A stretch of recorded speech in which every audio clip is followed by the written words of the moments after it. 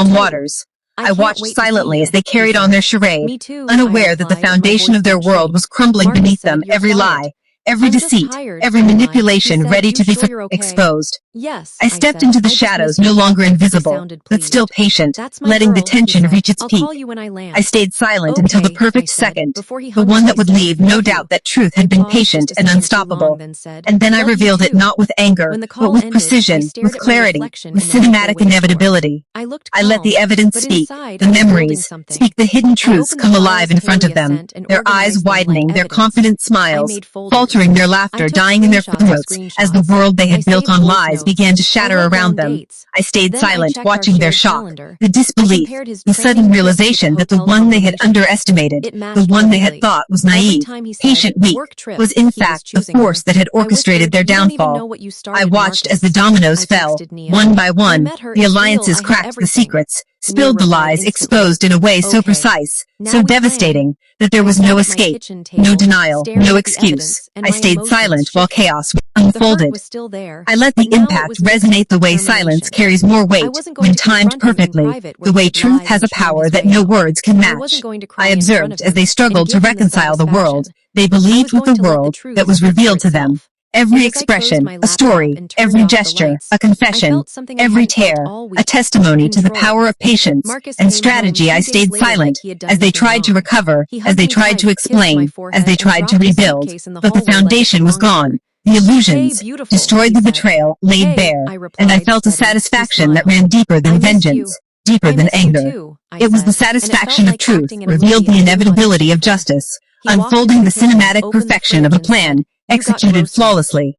I stayed silent while the world around us shifted the balance of power, changing the dynamics of relationships, trust being rebuilt on new terms, and I realized that silence had been my greatest weapon, patience, my greatest ally, and observation, my most trusted guide. I had stayed silent through pain, through anger, through doubt, and it had allowed me to emerge, not just victorious, but transformed, stronger, wiser, and unshakably aware of the power that comes from waiting for the perfect moment. I stayed silent, not because I feared confrontation, but because I understood its impact. When delivered at the precise moment, I watched the shock fade into reflection, the disbelief into understanding, and I knew that the truth had finally hit back with all the force it deserved.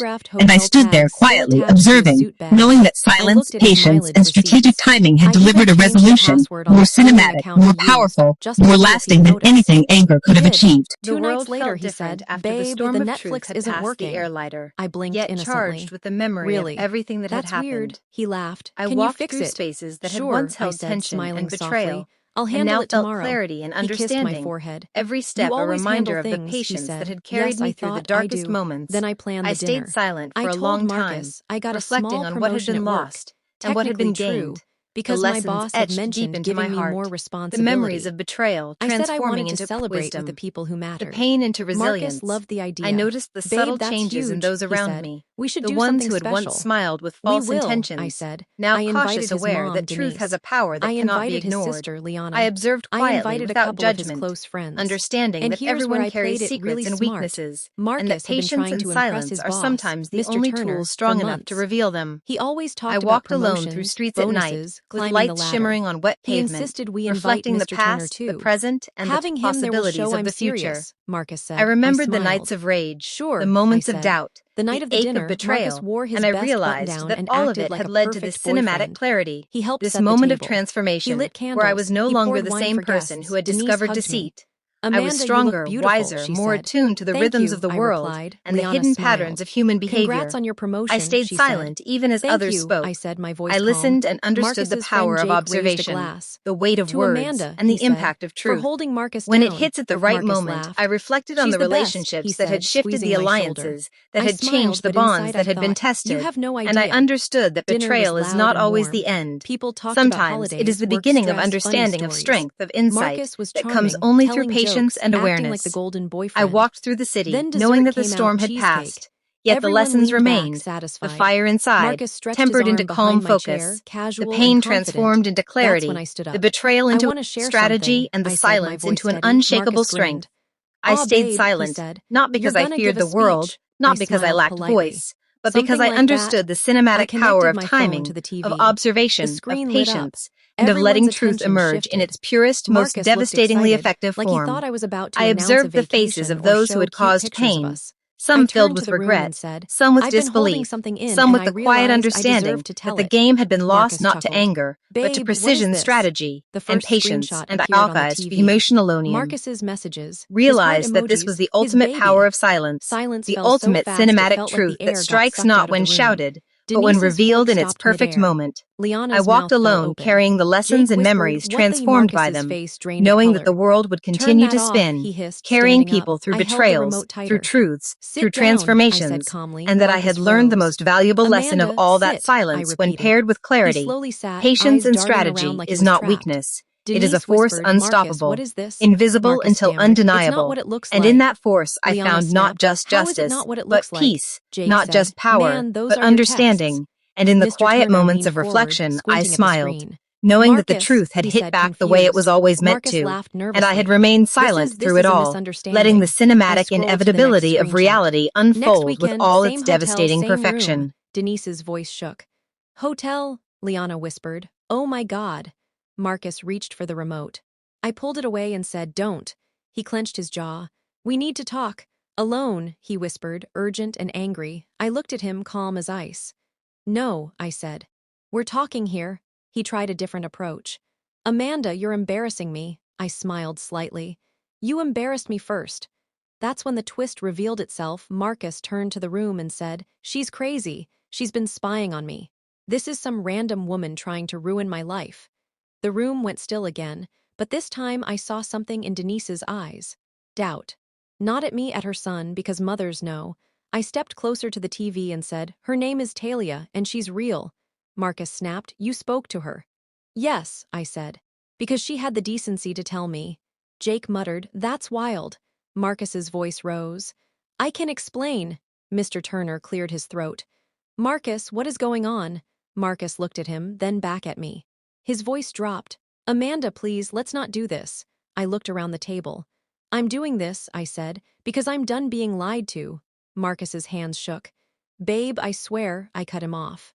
Don't call me babe, I said softly. And as the room sat in shock, Marcus whispered again, we need to talk alone, like it was his last lifeline. Marcus tried to rewrite reality right there at my table. He begged, he stammered, he shifted stories like someone flipping through channels.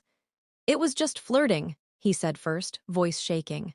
Liana snapped, flirting doesn't look like hotel plans. Marcus swallowed. Okay, it was a mistake, he said. Denise's voice broke. A mistake for months. Marcus's eyes flashed with panic. She meant nothing, he insisted. I love Amanda, I laughed quietly. Love doesn't hide. Jake muttered, man, Mr. Turner stood slowly. Marcus, you told me you were at trainings, he said, stern. Marcus turned red. I was, he lied. I stepped forward and pulled out my folder, placing it on the table with a soft thud. It meant enough, I said calmly, for you to use my address for reimbursement documents. Mr. Turner's brows lifted. Reimbursement documents, he repeated. Marcus froze like a glitching screen. What are you talking about? He snapped at me. I opened the folder and slid out the email printout. This, I said, turning it toward Mr. Turner. Mr. Turner read it, his jaw tightening. Hotel confirmation, he murmured. Marcus's voice cracked. That's not, I pulled out another page. And this one, I said, and this one. Denise whispered, Marcus. Marcus looked at her, desperate. Mom, I can explain, Liana said. Explain why you lied to everyone. Marcus turned to me, eyes wild. Why are you doing this? I tilted my head. Because you did it to yourself, I said quietly. Mr. Turner straightened, his voice icy. We'll discuss this tomorrow, he said. Marcus lunged toward him. Sir, please, Mr. Turner held up a hand. Enough, he said. Then he looked at me. I'm sorry you were put in this position. I nodded. Thank you, I said. Jake pushed his chair back. Bro, this is bad, he said to Marcus. Denise's eyes filled with tears. I raised you better than this, she whispered. Marcus's voice broke.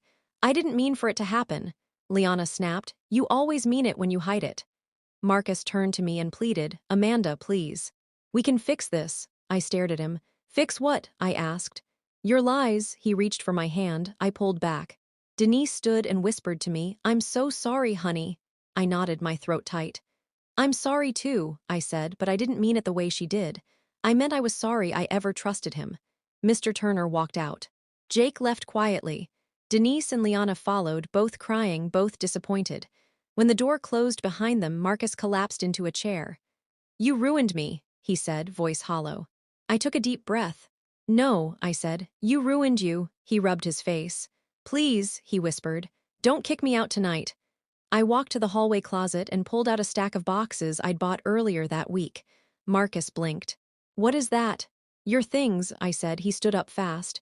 You planned this, I looked at him. You planned your affair, I replied. I planned my peace. He shook his head, tears in his eyes now. I love you, I said. You love the convenience of me.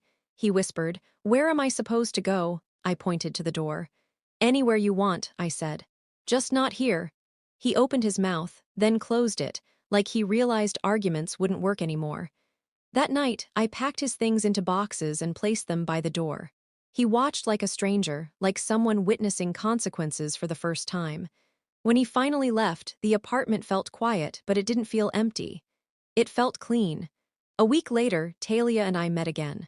We sat outside another coffee shop, this time with sunlight on our faces. She said softly, "Did he reach out?" "3 times," I admitted. She nodded. "Me too." I looked at her and said, "We're not going to be part of his story anymore." Talia smiled sadly. "No," she said, "we're writing our own." Marcus lost me. He lost his reputation. And from what I heard, he lost his job after Mr. Turner reviewed his reimbursements. And the moral I learned hit deep. Never beg for loyalty. Expose the truth, protect your peace, and let karma handle the rest. If you've ever been betrayed, I want you to hear me clearly. You don't have to fight loud to win. You don't have to scream, chase, or beg someone to choose you. The truth is powerful all by itself. And when you hold your head up and move with strategy, you protect your dignity. Marcus thought he could live 2 lives and never pay for it. But lies don't stay hidden forever. Someone always gets tired of carrying the secret. If you're sitting in pain right now, I'm sending you strength. Let the truth guide you, let your self-respect lead you, and remember this. Karma doesn't rush, but it never forgets.